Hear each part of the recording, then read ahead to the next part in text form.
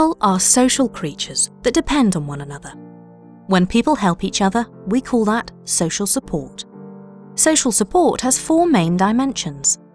Having access to social support is essential for maintaining physical and psychological health.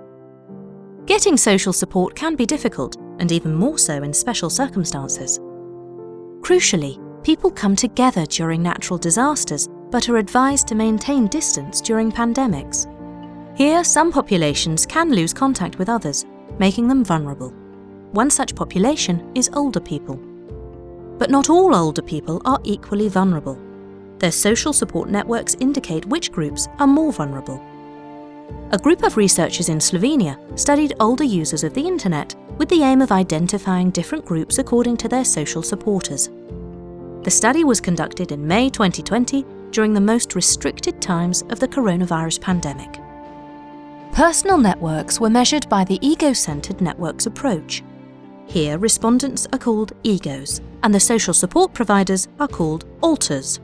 A random sample of 605 respondents was asked to complete a survey about their personal networks.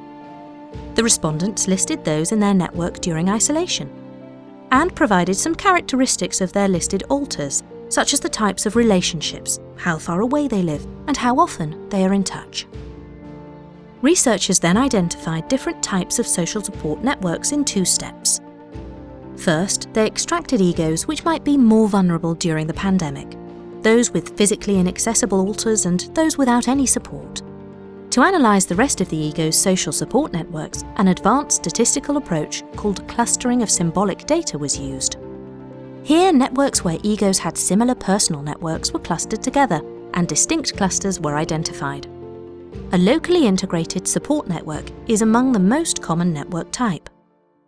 A wider community-focused support network is not very common, but also has a high number of alters.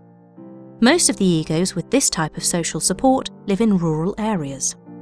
Less private restricted support network is more common among women who live in an urban area. Some network types can be insufficient for providing different kinds of social support during the pandemic. One example is a private restricted support network type, which is more common among men and less educated older people. They have a low number of alters, especially for emotional and instrumental support, and are vulnerable because their social supporters could become overwhelmed or sick themselves.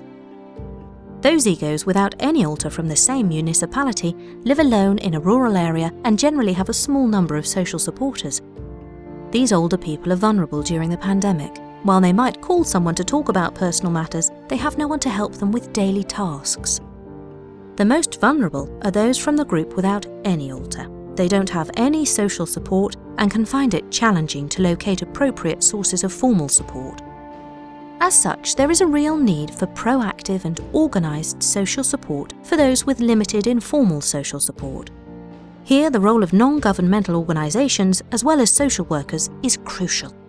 In the long run, governments should invest in educational programmes for increasing digital literacy among the older population, preventative activities to teach different coping methods, and approaches to minimise maladaptive responses during pandemics. The general population should also strive to minimise stigma, discrimination, and ageism. The Cost Action CostNet consists of a collaboration of more than 500 researchers across 34 countries and is funded by the EU to carry out research into network data science. Our research is crucial to understanding and controlling infectious diseases, but also the stability of global financial networks, novel drug targets in genetic networks, underreporting in arms trade networks, as well as using modelling to understand social support networks during the coronavirus pandemic.